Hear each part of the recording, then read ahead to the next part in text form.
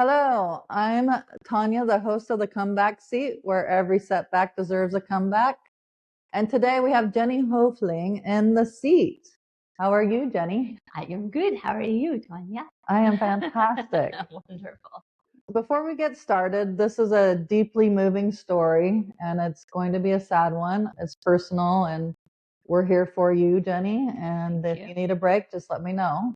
But I wanted to, before I tell the listeners, or before you introduce yourself to the listeners, I want them to hear a backstory of how I know you, which I met you almost 16 years ago. Our boys, Christian grew up at a private school here in town.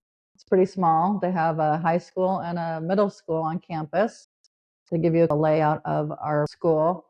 And I saw a papa and his three little cubs running around the school, which was Arlie, Jenny's husband at the time. And they were just trying to keep up with him. And he looked so confused. And I just had to go and help this little family. And I approached them, finally catching up to that Arlie. And their little eyes looked at me, and they all had little feathered hair with their Christmas sweaters on. And I tried to help him, and he's like, "We're here to register." And school had been going on for a week, and I'm like, "Oh, let's see." So I instructed him to the admin office, and I just thought they were probably the sweetest kids.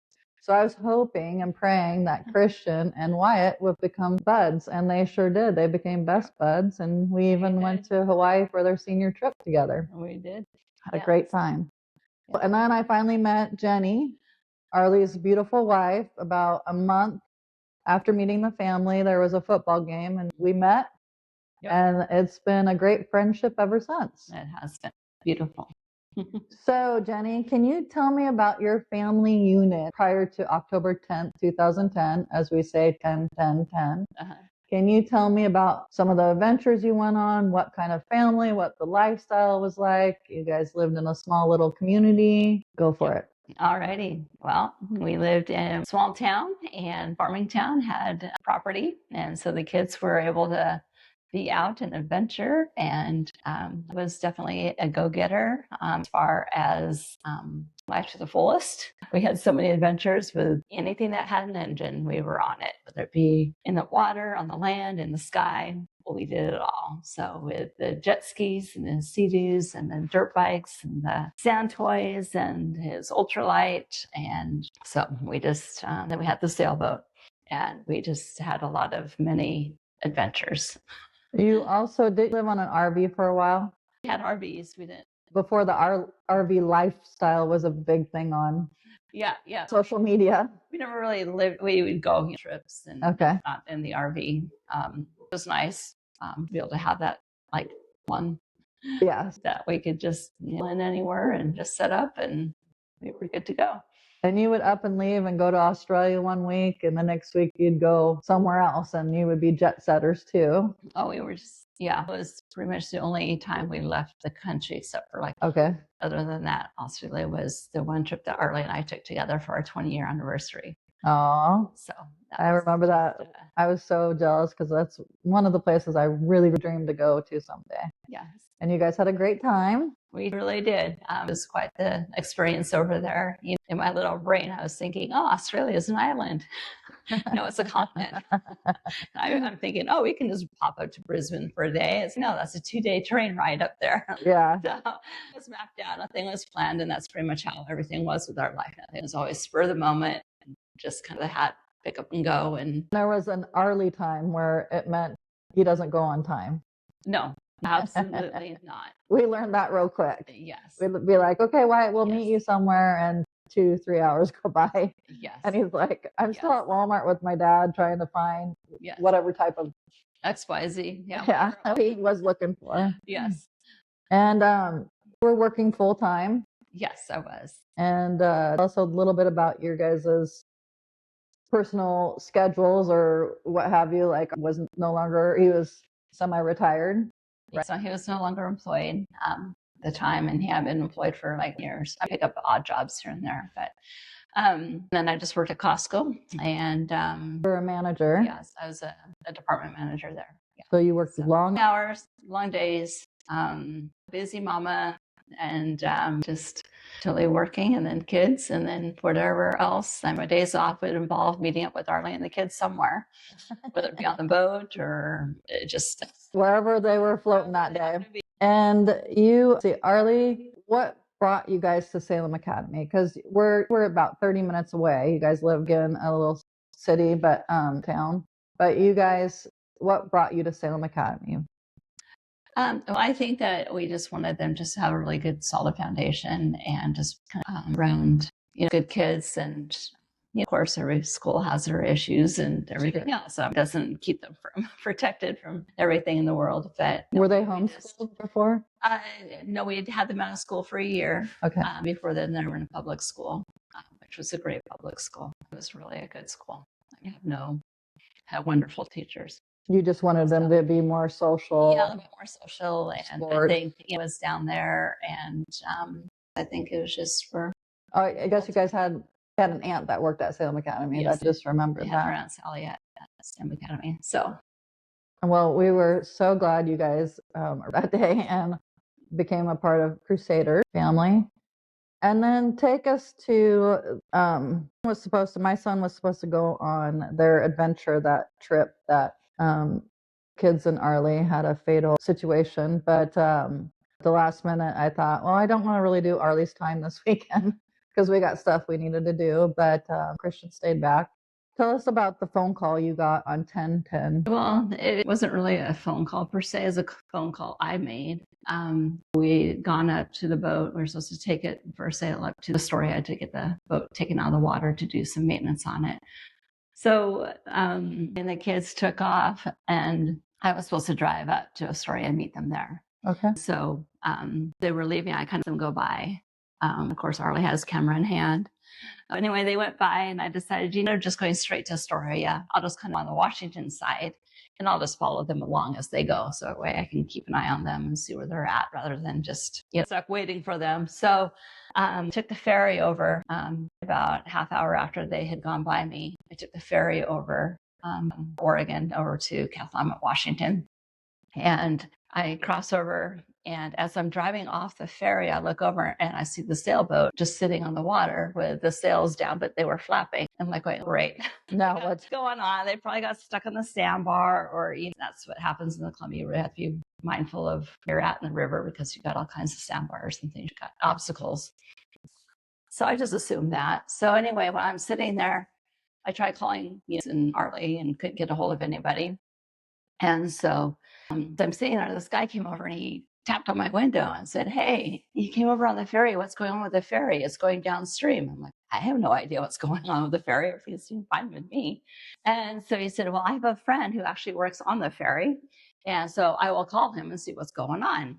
Okay. So he calls his friend, and then he said, "Oh, yeah, fell over." Oh my gosh. On the boat out there. I'm like going, oh my gosh. You're thinking of your cubs, your babies. It's like going, okay, who is it? What is it? They're all experienced at the yacht. Yeah, they're experienced. They had trained them well on it and they knew how to handle the boat. And so anyway, I did was I called 911 then at that point and said, "Yes, it is your husband that went overboard. They are trying to locate him. Coast Guard is on the scene. Your kids called to hold it through to Coast Guard via Mayday on the ham radio that we had." So we were able to place the Mayday call, and Guard was flying overhead. And it was funny because before I knew this, I'd seen the helicopter flying over the boat. I'm like, oh, Travis must be so excited. He loves the Coast Guard and loves the helicopters and all that. And little did I know at the time that they were actually looking for my husband. So anyway, at that point, they said that they were on the water and Coast Guard was looking, the ferry was looking, and it was a rescue mission at that point. It was like 1:00 in the afternoon.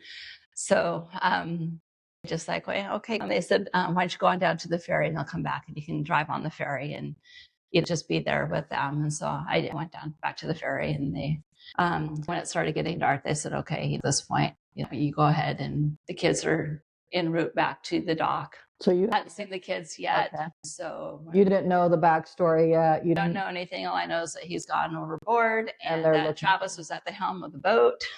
Yeah, 10-year-old kid on the 65-foot sailboat but He's the one who tried to navigate back to Arlie and tried to Yep. rescue him. Yep, they did everything. So when I got my car and drove back over, I took the ferry back over to go down to the dock, the deputies were there and they said, at this point, it's going to be a recovery mission and it's most likely that he didn't survive.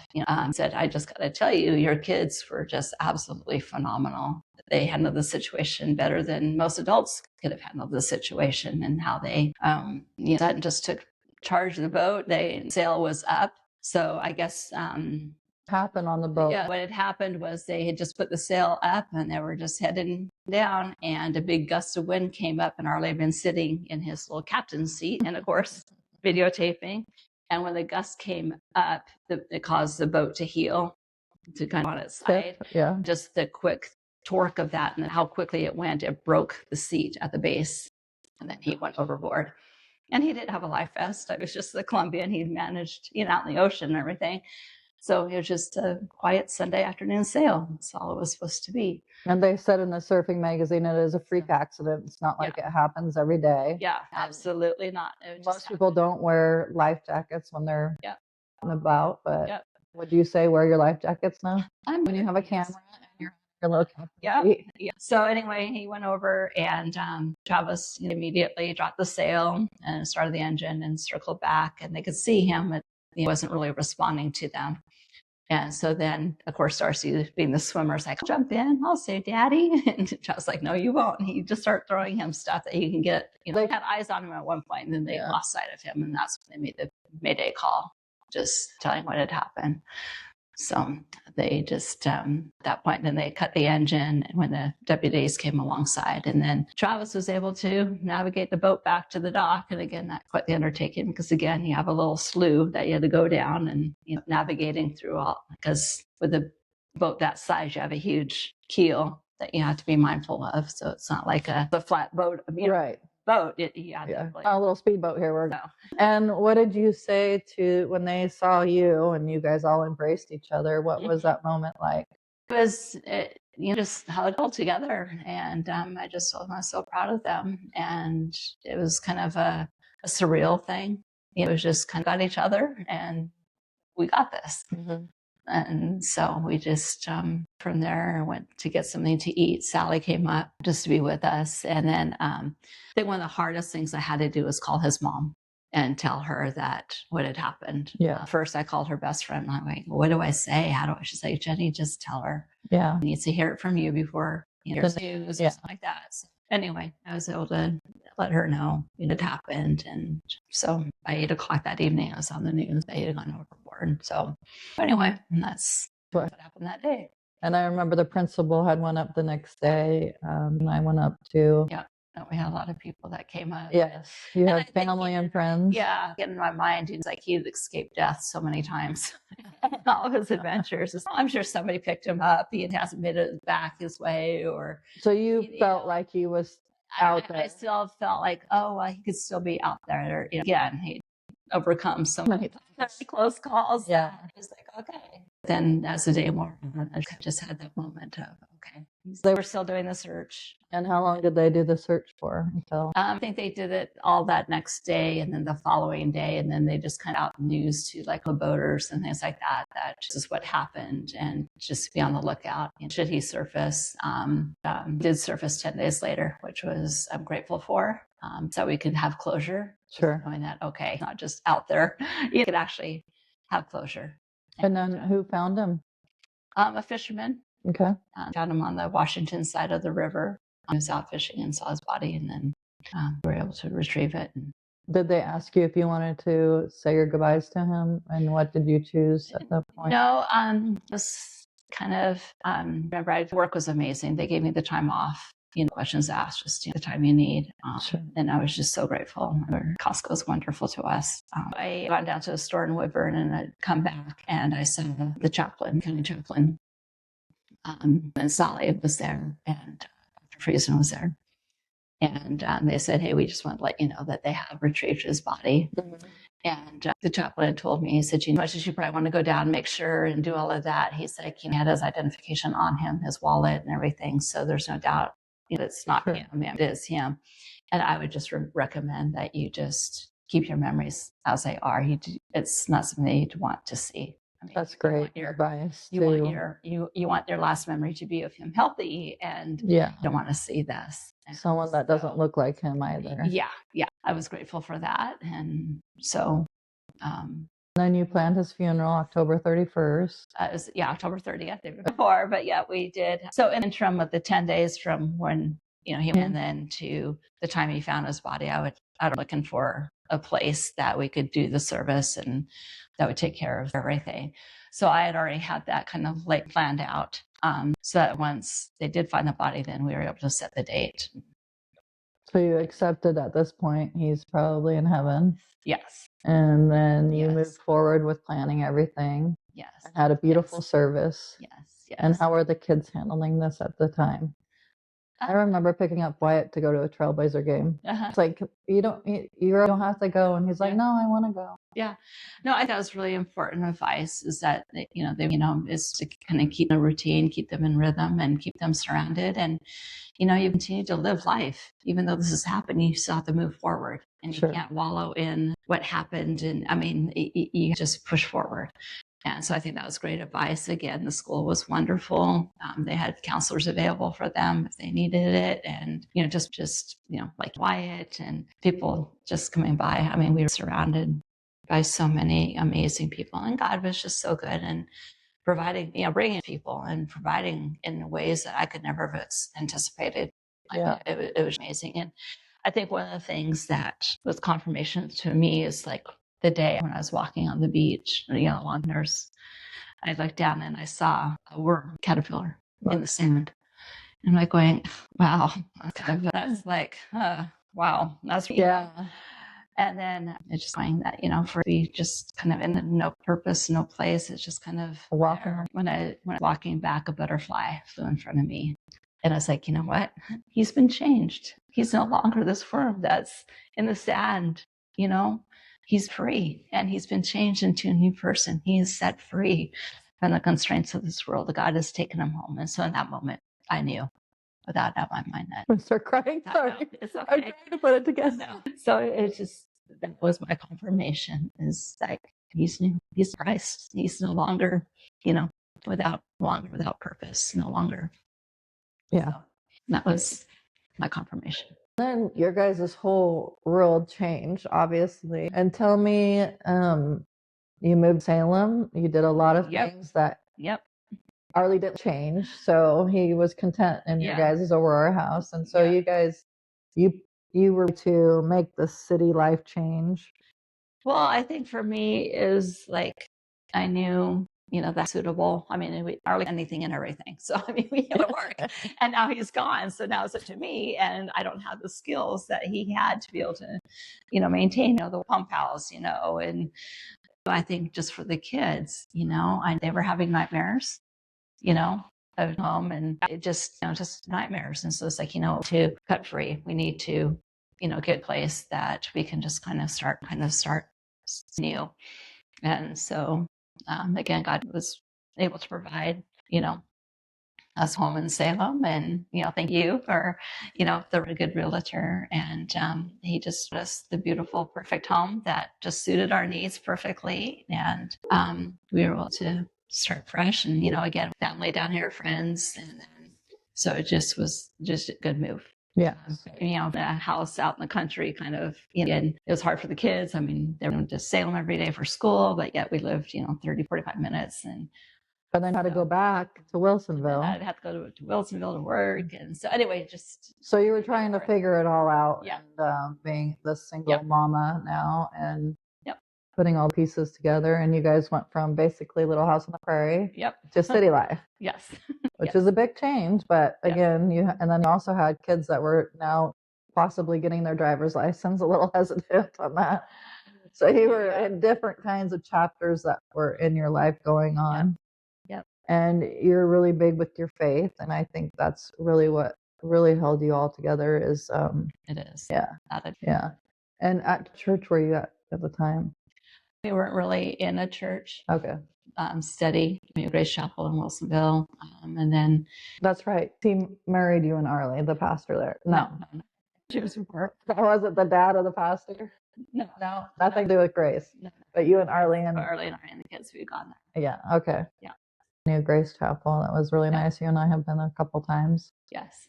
And now, so your two kids, Darcy and Wyatt, are married. Yes. And then Travis is still figuring out. Mayone has always had a business, which two of your kiddos took over working there. Yes. And Mayone has since passed away, Arlie's mom. Yes. Yes. And tell us kind of what you overcame to, but that's a whole nother podcast. Yes. But if you want to, you have a beautiful ring on, if you want to kind of tell your life now and how blessed you are. Okay.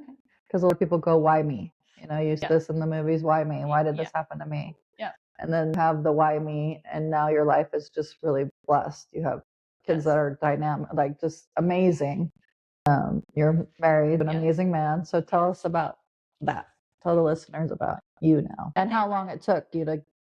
Yeah, and sometimes it's at again, I think your faith and just seeking God and just saying, okay, will for me. I mean, I didn't where I went back to school, stepped down from management and went back to school to kind of fulfill a dream. And again, that was all God, and I didn't go into teaching or anything like that. I was grateful for the experience, met so many amazing people along the way. And it was good to show me that I can do things, that, pursue get through. And it was during that time, it was a crazy time of my life when, mom during that, and then got really sick, my childhood friend for life, she was cancer. And so going through that journey with her. And then in the midst of all of that, Arlie's mom, Mayon, was going through the dementia. And there was just a lot that.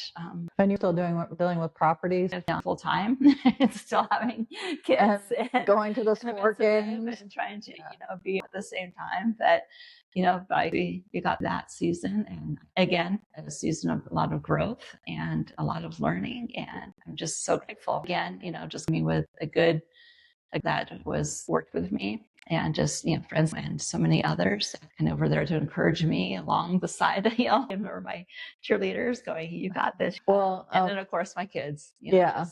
Fun fact, Jenny, is she never said no.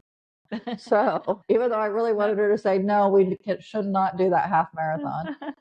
I'd say, let's do it. We'll go and do everything. Okay. But just says yes all the time. And we drag her around with us and go to these, they're pretty funny along the way. They were.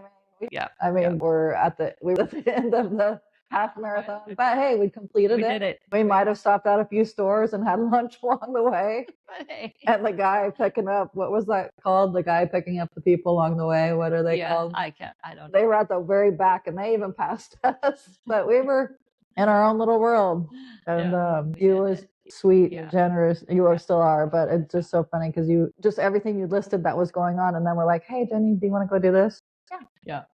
Those were the things that kind of kept me, still with reality in the world and not getting too caught up and all other stuff. And then, he's seeking God and everything, and he brought Stephen along, and just so grateful that, it's his timing.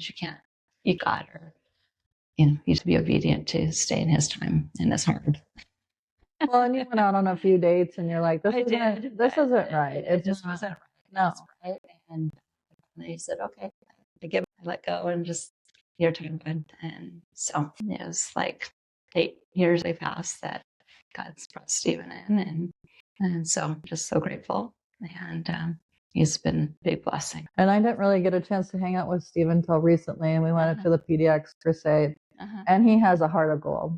You guys, he's an odd, but you guys, his patience, he's a follower, but he's just dynamite. He's such a sweetheart. And you guys are a great couple. Again, I'd love to have him on the show too and tell us about his story, because you guys both have the story together. And you do. Everyone's story is different. It's uniquely different. Yeah, very much uniquely different. I like that.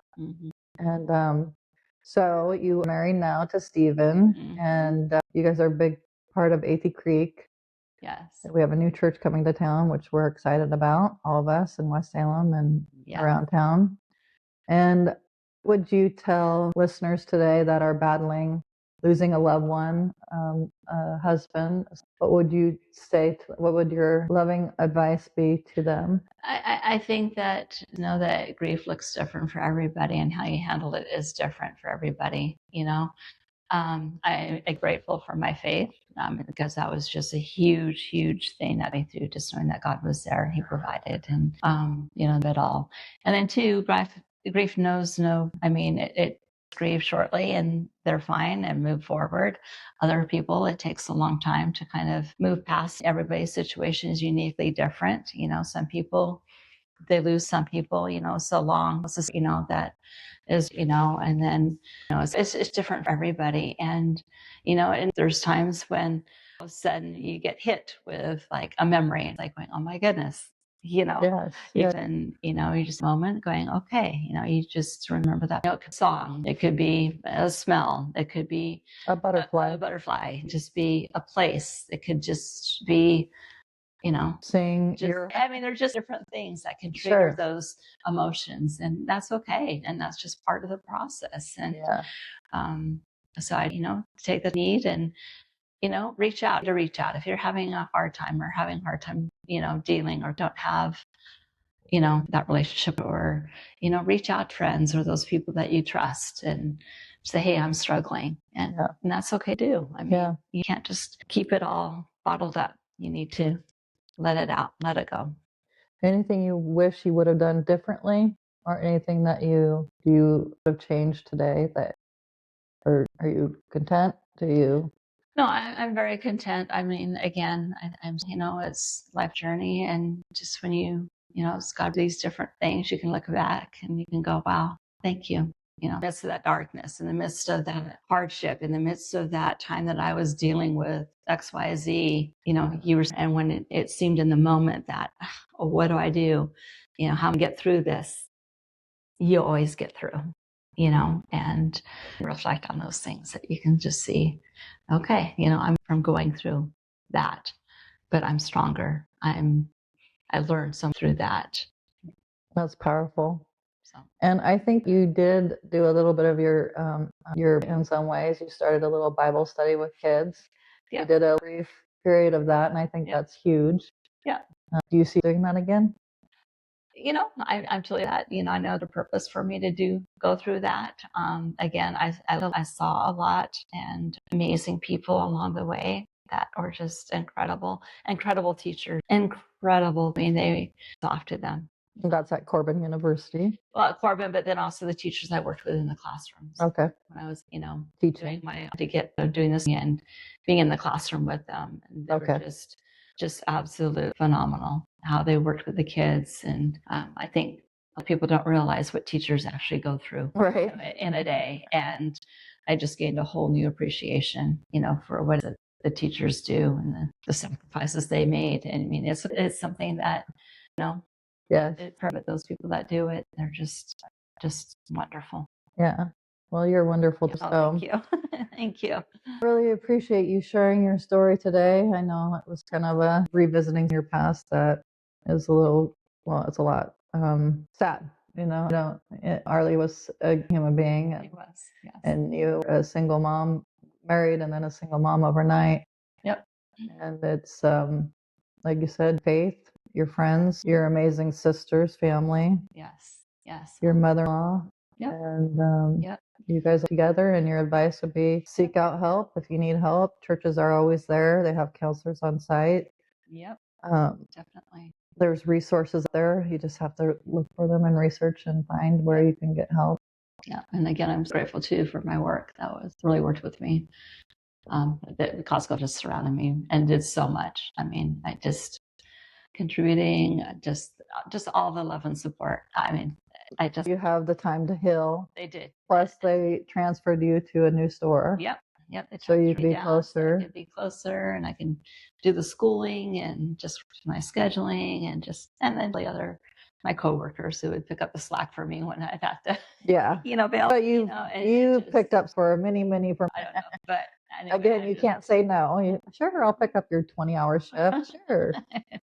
And then and Stephen, a cabin in Tennessee, two cabins that you maintain, you Airbnb, and one you just recently built. That's a beautiful lodge in the mountains. One is down. Well, one's kind of up on the other one's kind of down and looking up at the mountain. So you guys travel quite a bit as well.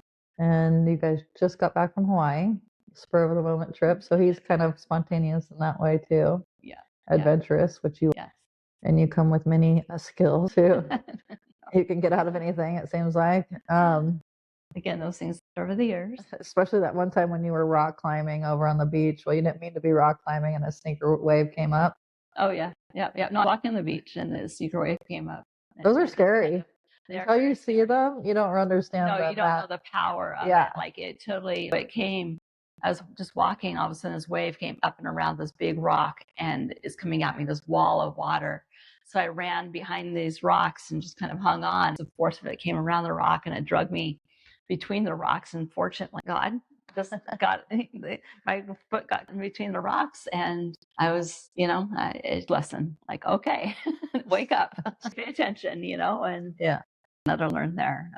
Okay, you be aware of your surroundings, and again, let people know where you're at, because I don't think anybody really knew where I was at. I mean, I just stay over to go to my beach and walk, and you do that a bit. It's your getaway. Well, again, thank you so much for being on here, and your words of wisdom and are so powerful, Jenny. Thank you. And I love our friendship, and I love you, and I love all your kids.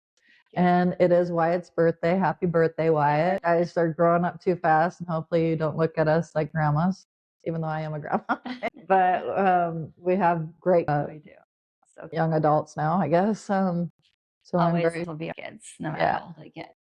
I'm grateful for friendships, and I'm grateful for my relationships with all the kids. So anyways, so that will wrap it up. Do you have anything else you would like to share? No, just thank you for the opportunity just to be able to share. And thank you for doing it. And thank you for my chai tea. I have to read a disclaimer before we go off. So I'll read that and then we'll stop the recording. The information shared on this podcast is for educational and inspirational purposes only. It is not medical, psychological, or professional advice. Always consult with a qualified professional before making changes to your health, mindset, or lifestyle. You are responsible for your own decisions, actions, and results. Take what resonates, leave what doesn't, and always do what's best for you. Thank you for listening. Thank you. And then if you hit the red button.